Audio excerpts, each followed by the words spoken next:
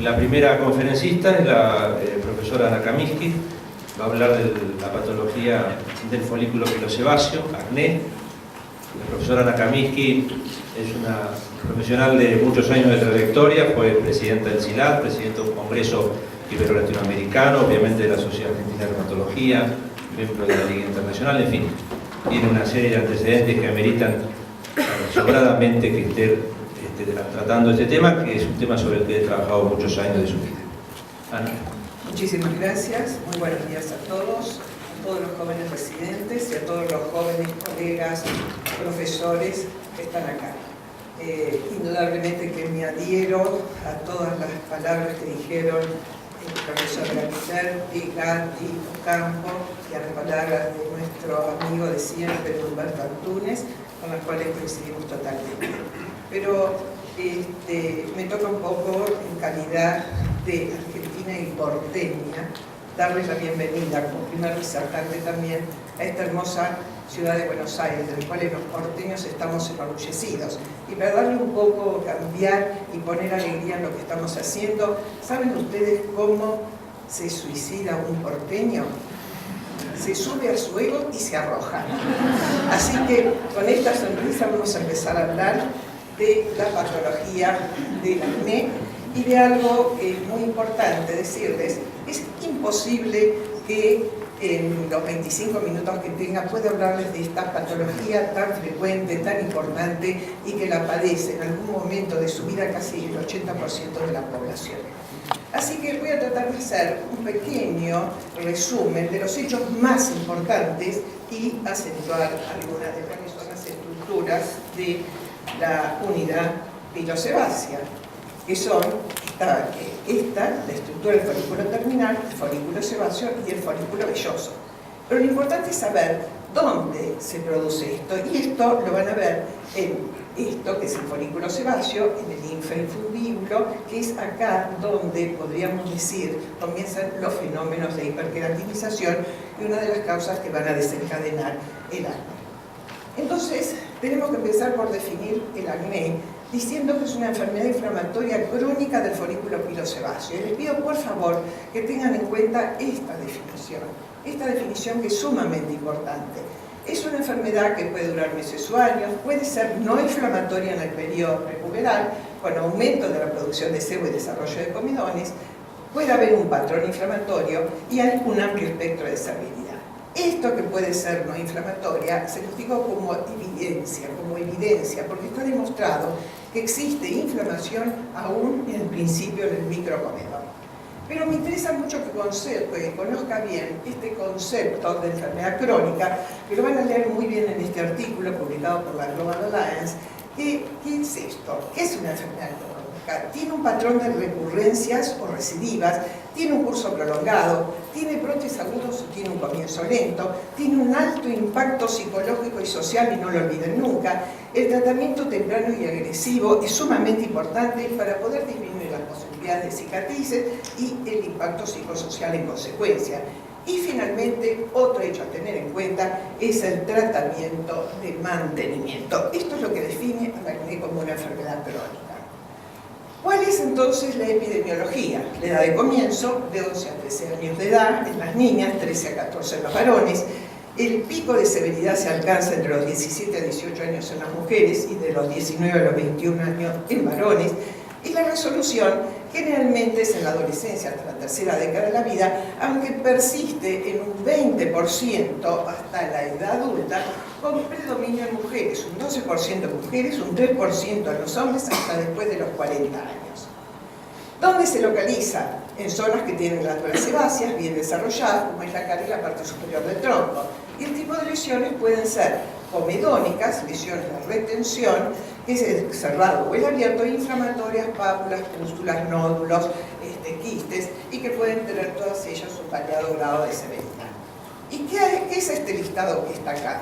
Este listado es parte de lo que existe en cuanto a la clasificación del acné. Desde 1931 hasta la actualidad, montones de clasificaciones. Yo solamente puse algunas, cada cual, pero lo importante que yo considero es que cada cual tenga su clasificación acá, porque es tan variada, es tan el polimorfo, el aspecto que se presenta, que es necesario tener un concepto acerca de esto. Vemos que han variado, existen distintas, y nosotros vamos a hablar de lo que ha hecho el Grupo Ibero-Latinoamericano de Estudio del Acné, por supuesto que es un grupo lógico e institucional del CIGAL. Nosotros cuando hicimos esta encuesta entre todos los pertenecientes al grupo, dijimos cómo lo podemos representar esto. Y es representarlo en una sola palabra. Por ejemplo, un acné adolescente de pápulo pustuloso severo.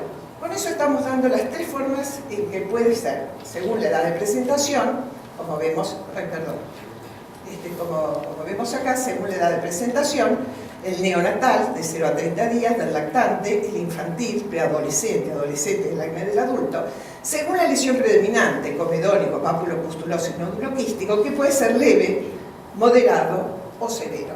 O sea, decimos un acné adolescente de pápulo pustuloso, nódulo quístico, severo, ya estamos haciendo la representación mental, no vamos a ir a contar cada una de las lesiones.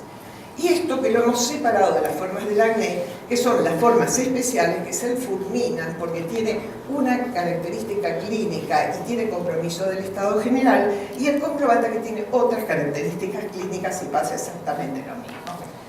Veamos entonces según la edad de presentación: acné neonatal, acné de lactante, acné infantil, que puede ser también leve, moderado o severo.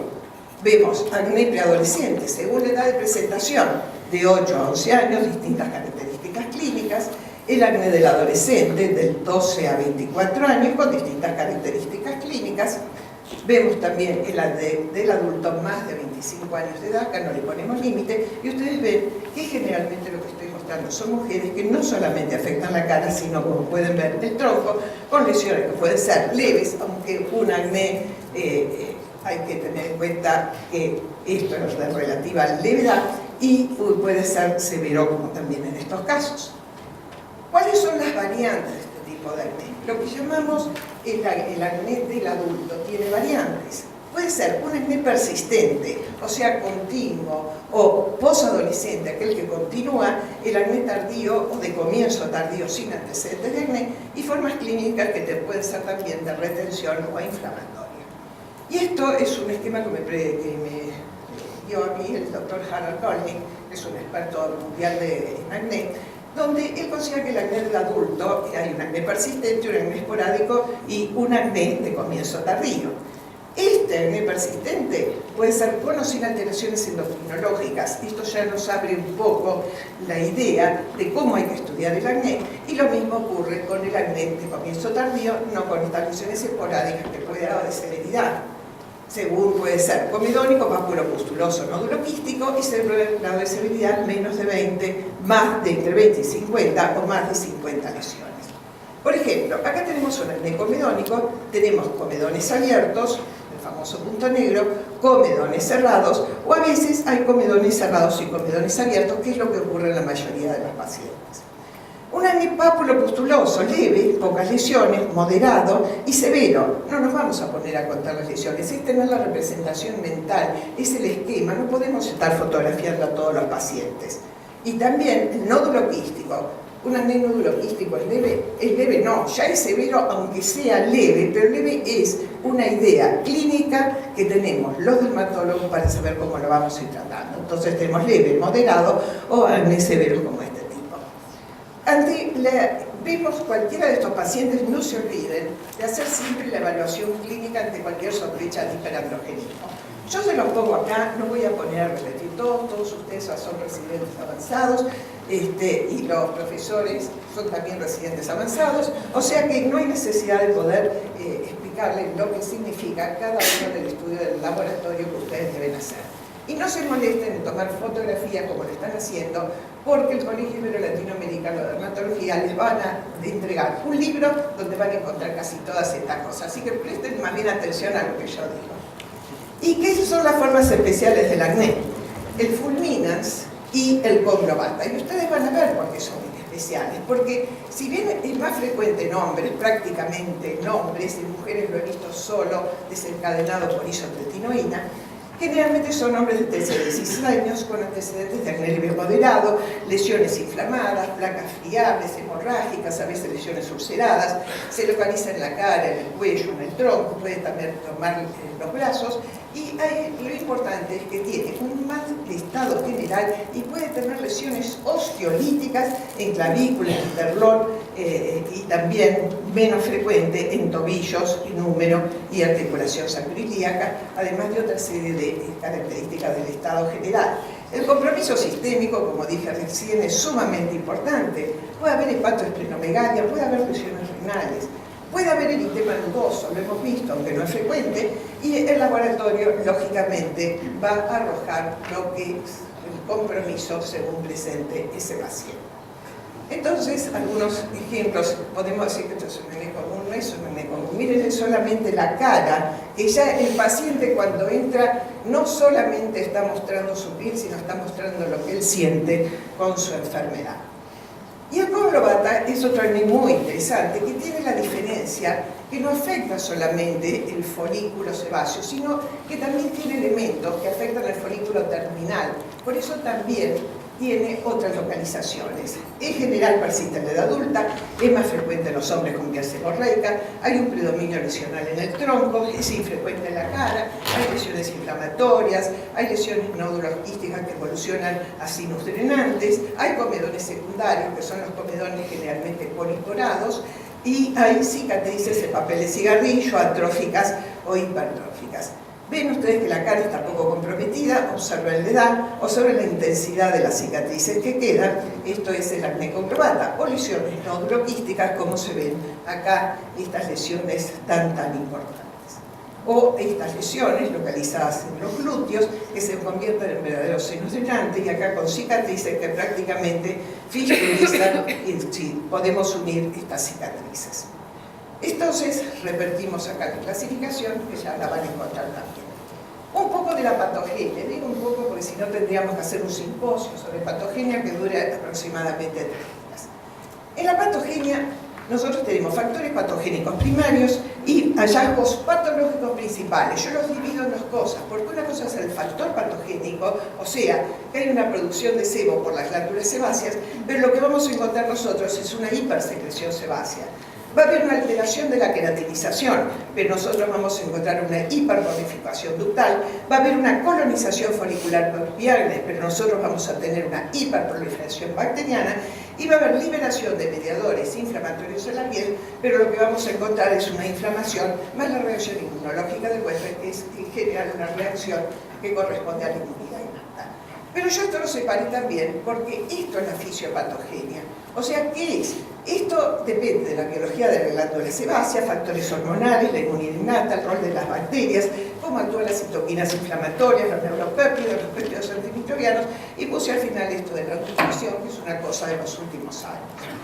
Yo voy a hablar de estos 3 protagonistas principales, que son las hormonas, y que para eso hay que entender que en la piel es un verdadero órgano esteroidogénico, y que la dihidroepiandrosterona, por acción de esta enzima, va a androstenediona, después por la 17 beta pasa a testosterona, por la 5-alfa reductasa dihidrotestosterona, que si bien este y este son andrógenos débiles, son sin embargo muy importantes para tener en cuenta lo que es la hipersecreción sebácea, y esto que finalmente sería el metabolismo. Pero también hay que pensar que la androstenediona, por la estrona y por la testosterona, por el estradiol, a su vez, ambos interactuando, van a incidir también en todo este proceso metabólico. O sea, que el metabolismo androgénico local y periférico produce una respuesta proliferativa y funcional en sebocitos y queratinocitos. En consecuencia, la piel es un órgano esteroideo, fíjense que es muy pequeñito de toda la enorme bibliografía que existe. La glándula sebácea es un órgano neuroendocrino y posee receptores de sustancia P que estimulan su secreción. No se olviden de eso, es un órgano neuroendocrino. Coordina y ejecuta la respuesta hormonal, oxida lípidos en el sebo, estimula mediadores inflamatorios y la respuesta proliferativa y funcional es dosis dependiente y origen dependiente. Sistema inmunológico, pocas palabras. Esto es realmente todos los genes que están relacionados con la inmunidad Y esto es sumamente importante para tener en cuenta que las citoquinas de respuesta temprana, cómo van a actuar ante, producidas por estas señales externas de peligro, los receptores de reconocimiento, entre los cuales están los receptores Toll-like 2 y el 4, citoquinas de respuesta temprana. ¿Y qué es lo que va a pasar? Este es el factor importante acá, que va a actuar dando lugar a citoquinas secundarias, que a su vez van a infiltración de células inmunes con células presentadoras de antígenos, y el resultado final, que es la inflamación. O sea, que hay una gran cantidad de genes que están en un polimorfismo genético muy bien estudiado por Szabó y Kemeny, que están relacionados con esto. El piagnes, el famoso y profético piagnes. Miren ustedes lo que es esto. Todo esto en verde es el piagnes, intrafolicular y perifolicular. ¿Y qué importancia tiene esto?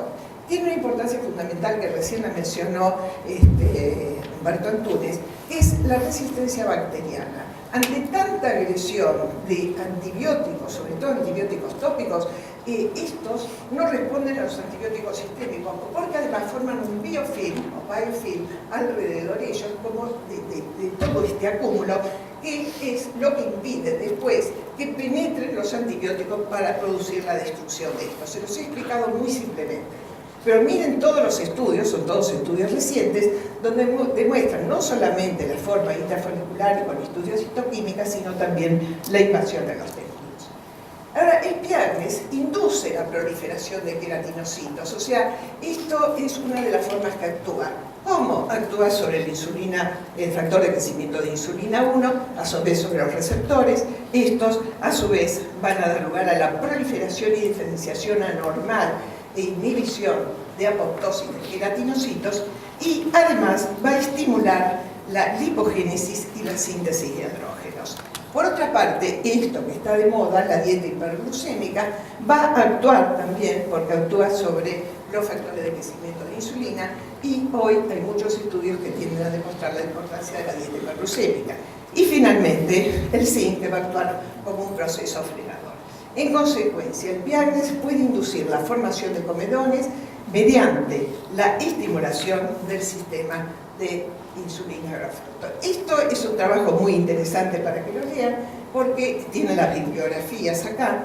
Son por los posibles mecanismos para su participación en la comedogénesis. Acá tenemos el piagnes, que puede catalizar la oxidación del escualeno, la hidrólisis de los triglicéridos, la interleuquina 1-alfa, que provoca un aumento de la producción, la proliferación y diferenciación anormal de queratinocitos, y aumento de la expresión de los factores de los receptores y del factor de insulina growth factor. Y acá tenemos también otro, no solamente sobre los comedones, sino induce cómo trabaja sobre la inflamación, activa el complemento, producción de citoquinas, producción de sustancias quimiotácticas, y tampoco se preocupen mucho por copiarlo, porque lo van a tener en la entrega final que le van a hacer de nuestras charlas. Yo les puse esto para que ustedes vean y lo lean, y lean sobre todo los trabajos, no el resumen. No se acostumbran a estudiar resúmenes, leer los trabajos para entender a qué se debe la presencia de estos cuadros. Y finalmente, ¿cuál sería la posible secuencia de estos sucesos en el acné? Existiría en los folículos sebáceos una proporción de folículos normales que son colonizados. No todos los folículos sebáceos terminan haciendo acné. Aparecen los microcomedones, que es un favorable microambiente, conduce a un aumento de la colonización del piagnes, que agrava la comedogénesis, y una lesión inflamada puede proporcionar un ambiente enriquecido para mayor desarrollo del piagnes. Y este piagnes puede intensificar el proceso inflamatorio, pero no es un requisito necesario. ¿Por qué? Porque desde el año 2002 Jeremy ha demostrado de que puede existir procesos inflamatorios sin la necesidad del piagnes. Entonces, la patogenia del acné, para tener una secuencia: producción de andrógenos, sebocitos, la producción de sebo, y la producción de andrógenos puede dar lugar a una hipercorrelación, una presentación de puro cagua. En esto ustedes observan que estos son los actores, en los cuales tenemos los macrófagos, los queratinocitos y la glándula sebácea, que expresa receptores funcionales con paraneuropéptidos, en fin, lo que ustedes están leyendo acá para no repetirlo, y la producción de citoquinas, proliferación, etc. Entonces, ¿cómo va a actuar todo esto? ¿Qué importancia tiene la biología de la glándula sebácea? Mucha, porque las hormonas, sobre todo estos andrógenos débiles que dijimos, la dihidroepiandrosterona y la dihidroepiandrosterona, van a influir en la glándula sebácea y vamos a tener un aumento de la producción de sebo. Tenemos también otros actores, dijimos acá que teníamos los queratinocitos. Hay una hiperqueratinización que puede estar influida por las hormonas, así como también por el piagnes, y entonces va a haber una hiperqueratinización que va a ir al taponamiento del folículo y va a dar lugar a un aumento de la capa granulosa en tamaño y número, que va a dar lugar al microcomedón y a su vez al comedón abierto y al comedón cerrado. Y este piagnes, que los vemos acá representados, así como también las colonias, estos piagnes tienen importancia, ¿por qué? Porque van a influir sobre y van a determinar receptores Toll-like a través de las distintas células, queratinocitos y macrófagos. Estos a su vez va a haber la interleuquina, tenemos estas interleuquinas, la 8 y la 12, la presencia de citoquinas, también las 6 y 8, y estas que van a dar lugar, van a actuar provocando una reacción papulosa y pustulosa, que además, cuando existe una ruptura de la pared folicular, va a dar lugar entonces a la producción de induración subcutánea y cicatriz queloidea. Y finalmente tenemos la nutrición. La nutrición es algo, que lo puse acá, que ya veremos, o lo veremos después en alguna de las preguntas. Pero la nutrición está cobrando un valor muy importante en este momento.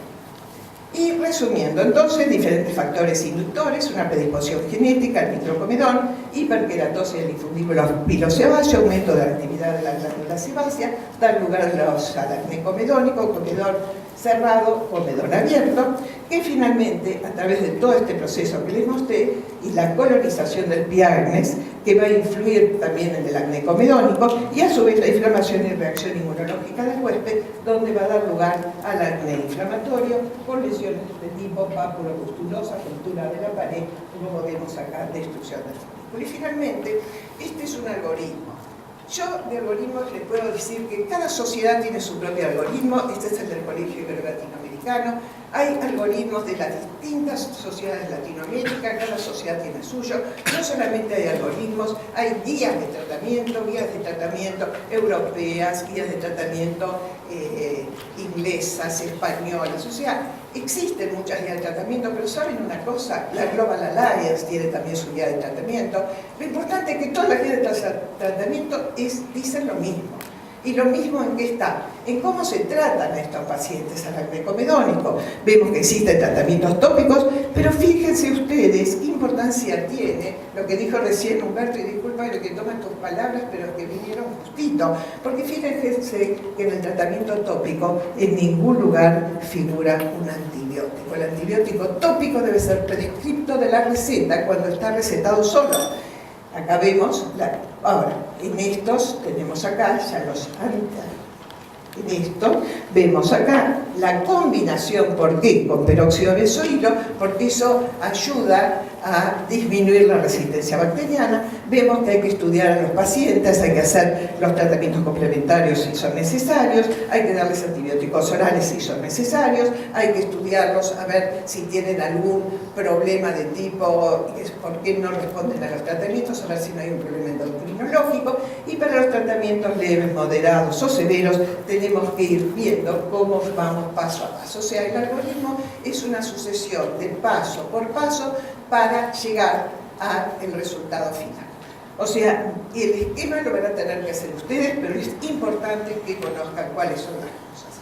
Entonces, en conclusión, el acné es una enfermedad inflamatoria crónica, tiene lesiones comedónicas, tiene lesiones inflamatorias, tiene un tratamiento tópico o sistémico, y esta palabra adherencia y mantenimiento quiero que la guarden permanentemente. La adherencia, ¿qué significa?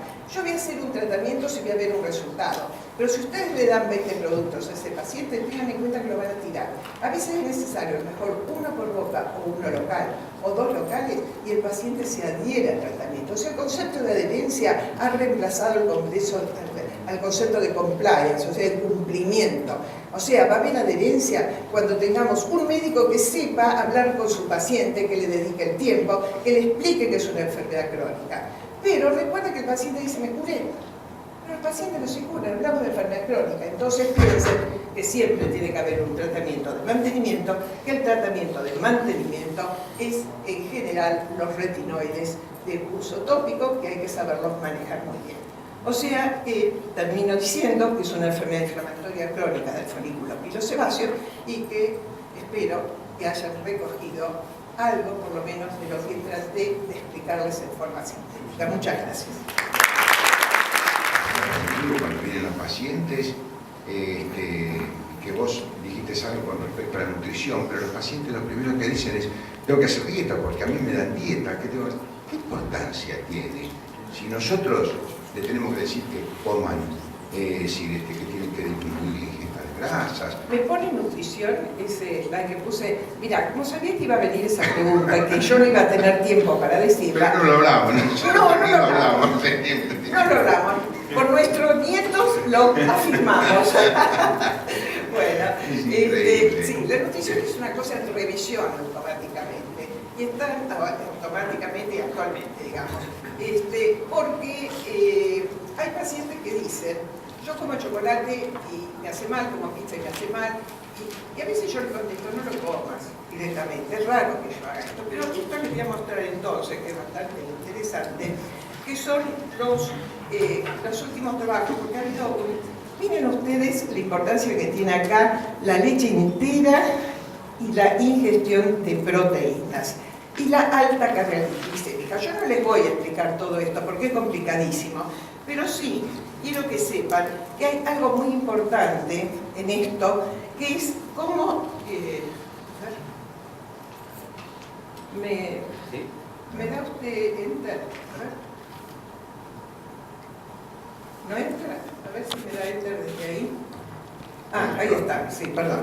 ¿Qué es esto? Este es el elemento importante. Este es el centro donde van a actuar, que es el target de rapamicina. Recuerden ustedes que la rapamicina es lo que se utiliza también en el tratamiento de injerto verso-cuerpo. Bueno, este es el centro de todo esto.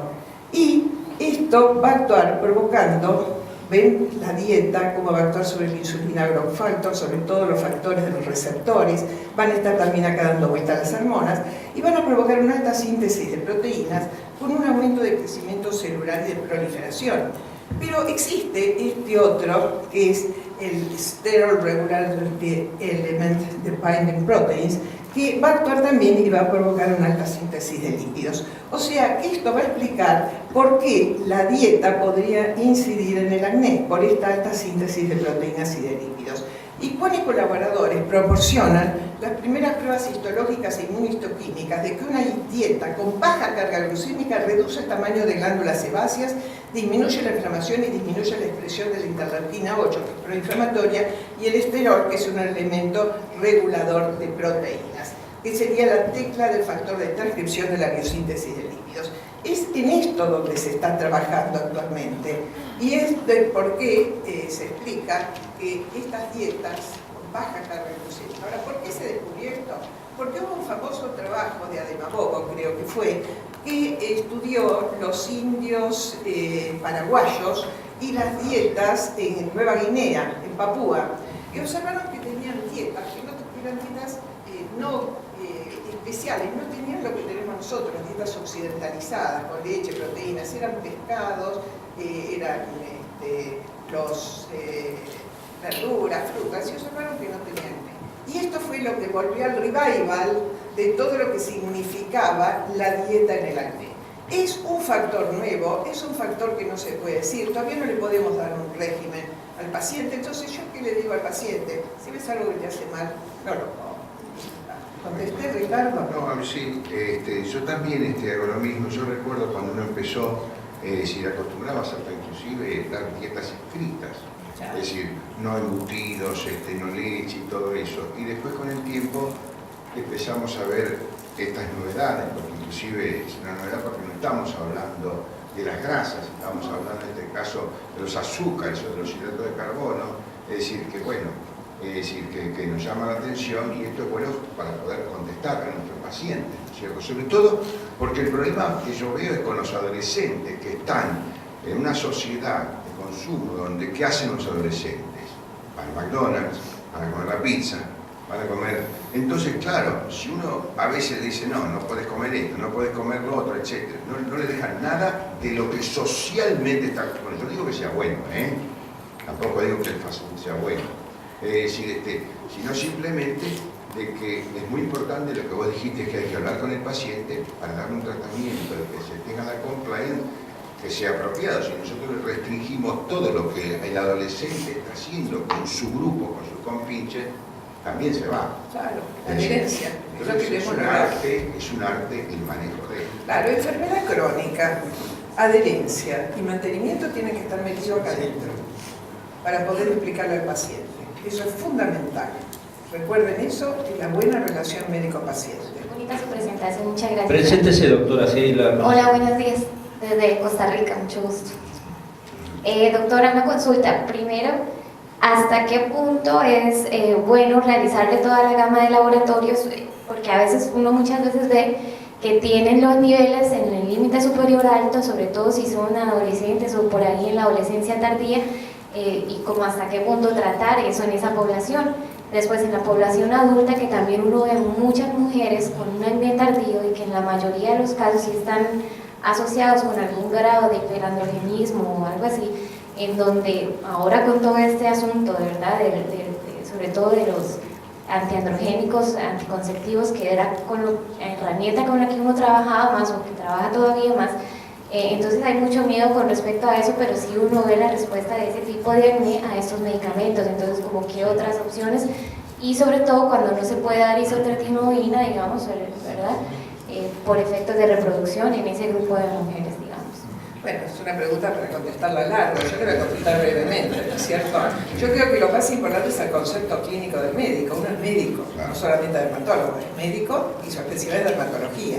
Yo voy a pedir esos estudios cuando veo algún signo de hiperandrogenismo, si veo que tiene una hipertricosis, si me dice que tiene menstruaciones irregulares, entonces le voy a empezar a pedir todos los estudios, le voy a pedir una ecografía, voy a descartar de que no haya un Esther Leventhal.